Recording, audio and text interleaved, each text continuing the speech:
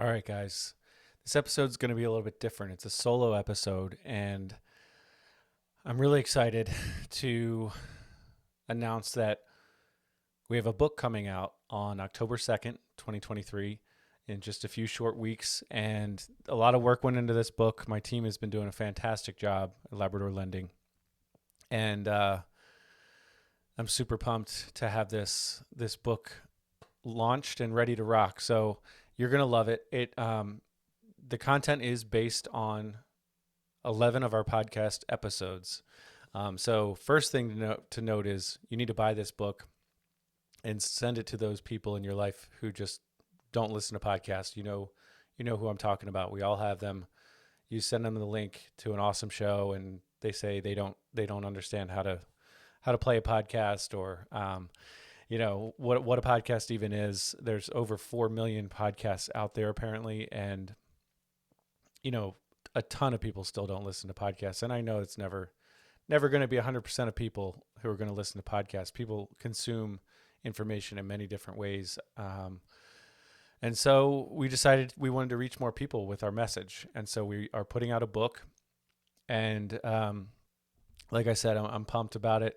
We picked 11 of our favorite episodes from the first, I think it was 35 or 36 episodes of the show. And it's jam-packed. We cut out all the fluff. We got right to the point, the meat of the information. So the book is super inspiring, and I really, really hope you pick up a copy or 10. I'm just going to walk through kind of the 11 episodes and the guests that we worked with to put this book together. Like I said, I'm pumped about it. So our first guest was Fuquan Bilal, first guest featured in the book, and I'm going to highlight some of the takeaways that I took from each episode. First of all, with Fuquan's story, one big thing was that adversity is a catalyst for growth. So he's got a real level head on him, on his shoulders, and has a great perspective looking back at things. And he lost $2 million in the 2008 financial crisis, and worked his way out of that. And now he's realized that money isn't everything, and he's a lot less materialistic. And that was a fantastic takeaway from his. Another takeaway was that prioritizing community development is critical for him. He's all about raising up those around him and building up especially the communities in New Jersey, where he's from. So that's a fantastic approach. I love it. It's again, being a part of something bigger than yourself and serving others. Number 3 from Fuquan was continuous learning and adaptability. And I do remember on the episode with Fuquan where I mentioned to him that I was being cheap and I hadn't joined a mastermind or gotten a business coach or anything. And he almost came through the monitor, and he's like, "That's a mistake. You need to do that right now." And Fuquan, I've since joined a mastermind group, and I just hired a business coach. So it took me a little while, but pulled the trigger on both things.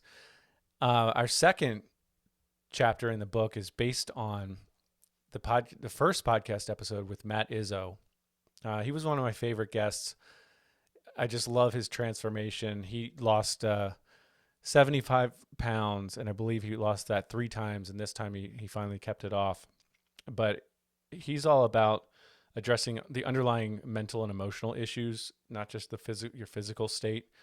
And so, it's all related, right? You can't just have a better diet but not clean up, not address trauma and emotional pain and things like that. So that's a huge takeaway from Matt's episode. And that change is holistic. It's a holistic process. That's the second takeaway from his episode, is that, it's, again, you can't compartmentalize everything. Yes, you can have a plan to lose weight and clean up your diet, and you need to. Well, not everyone needs to. I probably do a little bit. But, it's holistic. So he's not, that's how he was able to keep the weight off. I think it's been 6 years now, actually, this last time. So Change is a holistic process. Um, and his journey absolutely underscores that. And it's just, he's so inspiring on Twitter to follow. Um, just, he's such a positive, uplifting guy. That's why we brought him back for a second episode. And then thirdly is that energy is more valuable than money. Certainly you need money, but Matt Izzo's approach is that energy is really the core of what you want. So, um, that's a pretty powerful message. Our third chapter in the book, Maricela Soberanes. You're talking about somebody who came to the U.S. by herself from Mexico and didn't speak the language, didn't know anyone, and I don't think she had any money, if I recall correctly. Good luck with that, right? So one of the takeaways from her story, which is just fabulous, it's amazing. She and her husband, now they probably have, I don't know, 2,700 doors, real estate doors. They're big multifamily investors. Some were their LPs, some were their GPs. Some they're more active than others. But, she went from that to, from having nothing, not speaking the language, knowing no one, which I think is a critical piece, to just blowing up financially, and just that now they're impacting so many more real estate investors to help grow their wealth as well. So one takeaway from her story was the importance of self-investment and taking action. So, a lot of people talk about what they want to do. A lot of people talk about, I should invest in myself, similar to the Fuquan thing. He's invests a lot in himself. And Maricela and her husband invest a ton of money into coaching and programs and getting better themselves and taking action, not just learning, but actually implementing it. Secondly, the power of mentorship and community kind of ties in the first one that I just talked about. That was huge in her story. And then thirdly is abundant thinking and goal setting. She wrote a book called From Scarcity to Abundance, which is actually how I found her. I'd already named my podcast, but I started looking for great guests for this show, and her book popped up, and I reached out to her, and that's how we connected. So definitely recommend her book. I've read it, and it's a great story of her story and how she was able to make it big from such humble beginnings, and it's an inspiring book. For sure. Chris Larson, next chapter was based on the interview with Chris Larson, a friend of mine. We're in the same mastermind group that I mentioned earlier. And we talk about the impact of loss and how Chris was really motivated by the loss of both of his parents, which were separate incidents, and then his very close friend. He had a cycling buddy who they'd trained together for, years. And, the passing of his friend was a huge factor in his life. And I think that really motivated him to appreciate the time, that we have on earth. And now he works to honor the lives of those he's lost. The second piece or lesson learned from Chris's story was growth through adversity, which is it's a common theme on the show, right? And so just understanding that adversity, we all have it. We're all going to go through it. And, it's here for our growth. It's actually here for us. And he's learned through his adversity that it's really, he's able to become a better person, a stronger person through that. And thirdly is just the value of relationships and personal growth. Chris is a great guy with a great network and is constantly, investing in himself and just making others around him better. So that was a huge takeaway for me from his story. Next up, we have Dan Haberkost. He's a young guy. He's really impressive. A lot about the first big takeaway from his story was overcoming the scarcity mindset. He grew up where in, I want to say Ohio, could be wrong, but I believe that's right. And, but in a town in a family situation where I think money was viewed as, people feared money. They thought they were going to lose it. They feared being generous or just a overall scarcity mindset. And instead, he was able to switch his mindset to more of an abundance mindset. And it enabled him to break the cycle of poverty and start his own business. So now he's a real estate investor, land investor, doing really well for, I think he was 26 when we interviewed him. He might be 27 now, but um, just crushing it. And it's just, really one of those, just like switch your mindset, take action, make it happen. Don't get dragged down. If you need to, switch your circumstances, do that. Move to another area, take control, take ownership of your situation. And so secondly, with him, the importance of mentorship and surrounding yourself with the right people. Like I was just saying, he found a mentor who was, I think it was kind of an informal mentor at the time. And Dan kind of latched onto him and served and he put his best foot forward. And it ended up being a really mutually beneficial relationship. And Dan was able to learn a ton from that guy who knew so much. So thirdly, just embracing challenges and learning from opportunities as they arrive. So that was a fantastic chapter. Next up, Beth Boisseau-Coutts. Hopefully I said that right, Beth. She was a fantastic guest. Man, I didn't expect actually. I've known and worked with Beth for a few years now, probably 5 or 6 years. And so I know her professionally, but I didn't know some of the, we were going to get into some of the personal things that we did. And she had a teen pregnancy, and then she had a divorce, and she dealt with life-threatening illnesses of family members, which I know was extremely painful and challenging. But she does recognize that those challenges were blessings and that all challenges are blessings. And that was a theme throughout the show with her and this chapter of the book.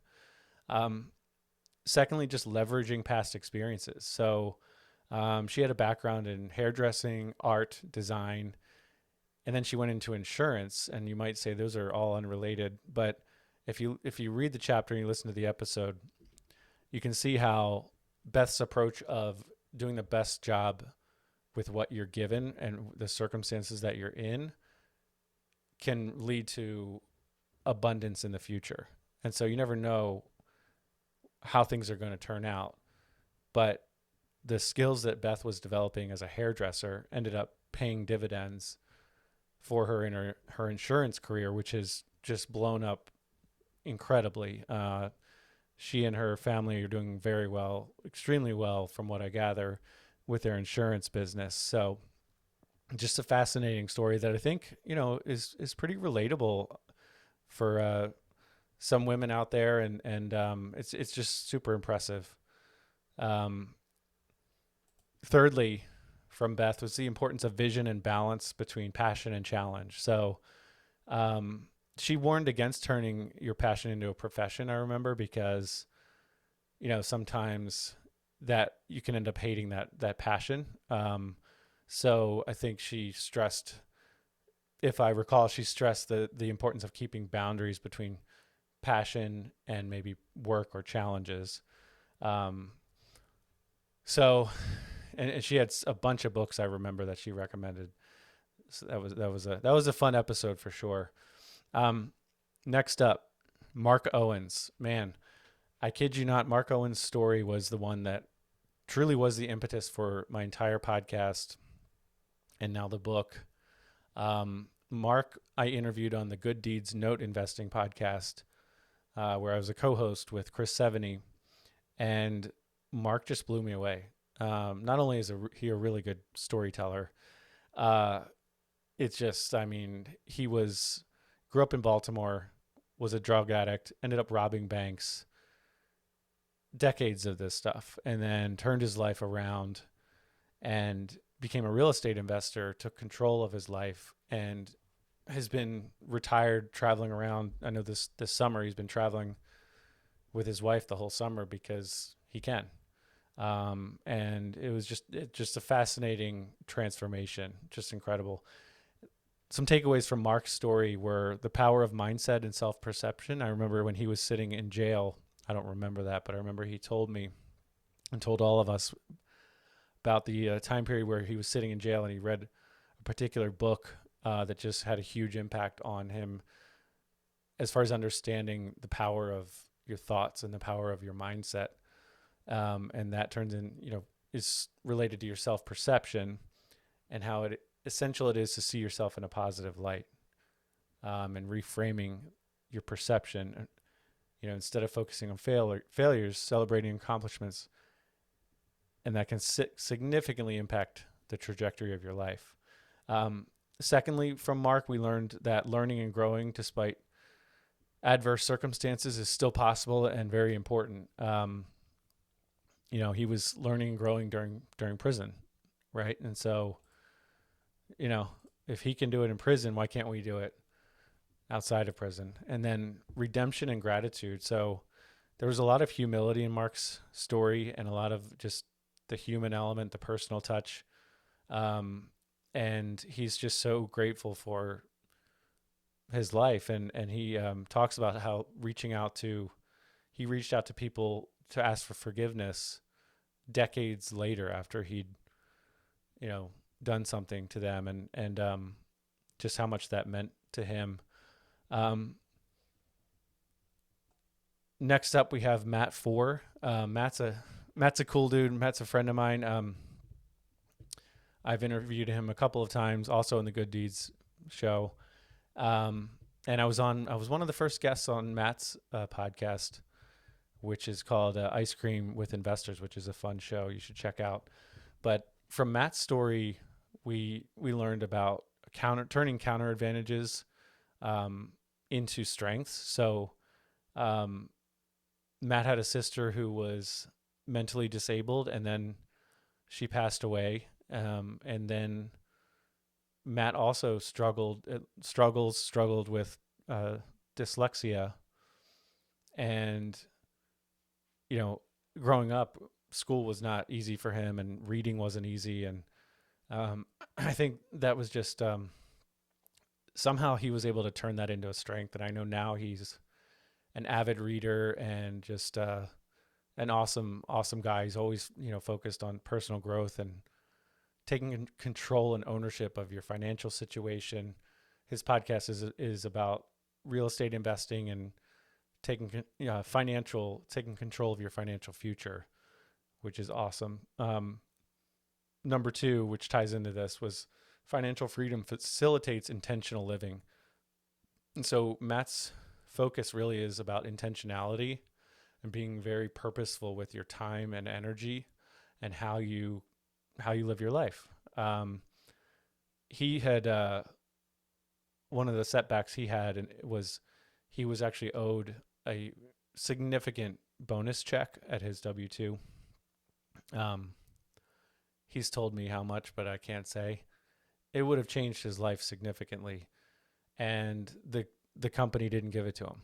And so he went from expecting a massive bonus check to pennies, and that motivated him and made a huge impact on his decision that he can't rely on a job and he's got to take control of his situation. He still has a job, by the way, so that's not me bashing having a W-2.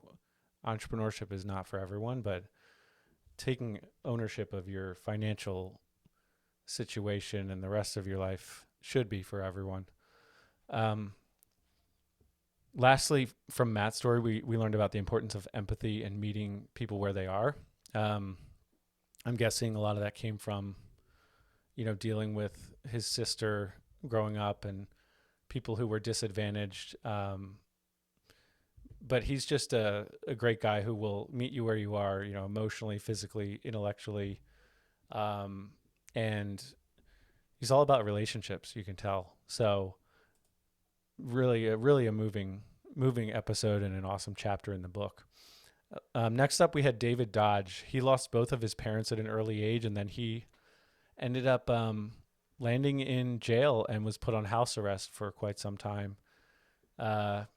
And through that, he learned that adversity can lead to transformation and success, he also has learned that consistent, persistent action is the formula for success. Um, he now, from his rental properties, I know he's a real estate guy in the St. Louis area, if I recall. He is was using the Burr method, which a lot of you may be familiar with, which I've used as well. That's how he got things rolling. But he's very familiar with wholesaling, Burr, long-term rentals, all kinds of mostly single-family rental real estate investing, and he's just killing it now. So he's really turned things around, and it's through consistent, persistent action. And that's really what's been the foundation for his investing journey. Um, and then lastly, from him was the power of learning and self-education. So we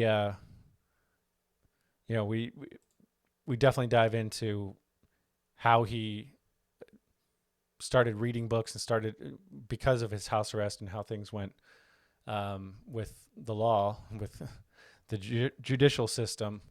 He kind of hit rock bottom and started realizing he needed to invest in himself, start learning, start self-educating. And that's really what turned him around.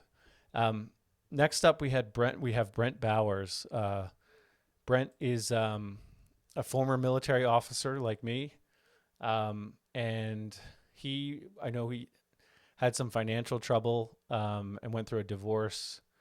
And so his is pretty relatable for a lot of people. Some of the guests we have have incredible stories, like Mark Owens, for example. Or we've had guests where they've wrecked a plane and never should have lived. 6% chance of survival from cancer, things like that, where maybe some of us can't relate to those stories. Brent's story is pretty relatable, and he's a great guy. He speaks to the power of resilience and adaptability, and just always figuring a way to get through things and figure things out. He went from real estate to military service and then back to real estate. He was has an interesting path that he's taken, and now he's kind of mostly focused on land investing, which is cool. Secondly, from Brent was the importance of personal development and mindset, and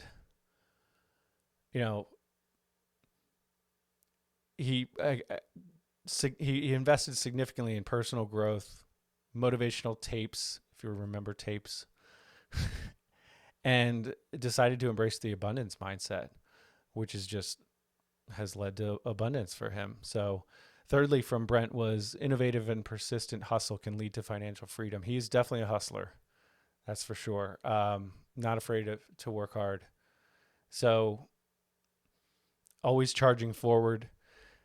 He has the rhino on the wall behind him in the podcast, if you watch it on YouTube, or if you watch his podcast as well. And because he has the philosophy of always charging forward to achieve success.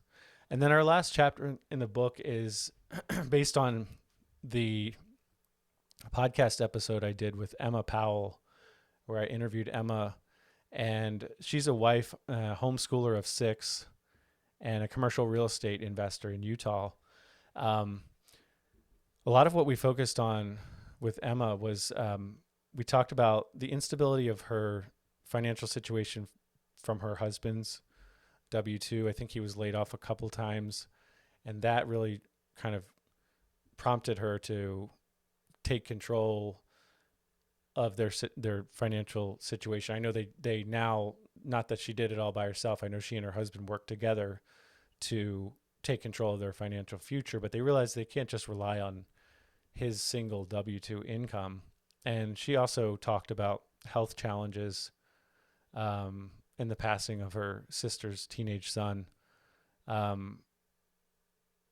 might have had some other guests get a little choked up on the show, but she was the first one to truly cry on the show. And, that's not my goal, but we're not afraid to talk about real issues. And I do appreciate Emma being vulnerable. She talks about her son's autism, which I can relate to with my son. Maybe one of these days I'll do an episode talking a little bit more about that. And the mental health situation that may come out of that may be related to being on the spectrum. But Emma talks a lot about the power of prioritizing and focusing on what you can control, right? Can't control if your husband gets laid off. So she switched to what can I control?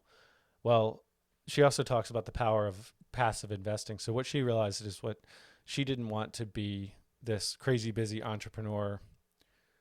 I can't say I blame her, but she wanted to be, put their money to work, and she wanted to encourage others to do the same so that you could have time freedom. She and her family can have time freedom. And I know they just spent the entire summer traveling, which is awesome. So those were three of the takeaways from Emma: the power of prioritizing, focusing on what you can control, and the power of passive investing, among others. I know she talked about the big rocks, little rocks analogy, which helps when you're talking about prioritizing. So that's kind of the overview of the book. Now, before you say I just ruined the whole book for you, I didn't. I mean, there's more in the book than what I just talked about, for sure. There's a ton more in the book. I just glossed over some of my own takeaways from these episodes that we did. And I'm trying to reach more people and impact more people in a positive way. And, like I said, some people don't listen to podcasts, or they've never heard of my podcast. And a lot of people read books. So there are a lot of podcasts out there. There are a lot of books out there now. But our thought was, if we can put this together in a written format and inspire more people, then it's worth it, right? We definitely took some time and some money to put the book together. It's not a sob story for me, but I'd greatly appreciate it if you could buy some copies. Christmas is coming up. Buy some copies for your friends and family. Again, maybe your teenage kid doesn't listen to podcasts. Hand them the book. Someone else is going to have to do that for my kids. If I hand it to them, they're definitely not going to read it. But I appreciate you all. Check out our website. You can get the book at our website, adversity2abundance.com, the number 2. It will also be on Amazon. And check out all of our other podcast episodes. The show has grown significantly, our listener base, our downloads, which is awesome. Truth be told, I haven't really monetized the show in any way. Been putting a lot of time and energy into it. It's kind of been a passion project. I love it, but it does take a lot of time and energy and work. But if you have suggestions for the show, suggestions for guests, suggestions for format, what you'd like to hear, what's working, what's not working, doesn't mean I'm going to take everyone's suggestions, but we definitely want to encourage more listener interaction. And I want to know, what's working, what's not working, what's resonating with everyone, what you enjoy, what should the episodes be shorter, longer, more solo episodes, certain questions you think should be asked or not asked, or more frequency of publication. Maybe once a week isn't enough. Definitely open to suggestions. So please reach out. My email address is batemanjames@labradorlending.com, or you can contact us through adversity2abundance.com. So this has been awesome. I've enjoyed this journey, and we're looking forward to pumping out a lot more impactful, inspiring content. Thanks, everyone.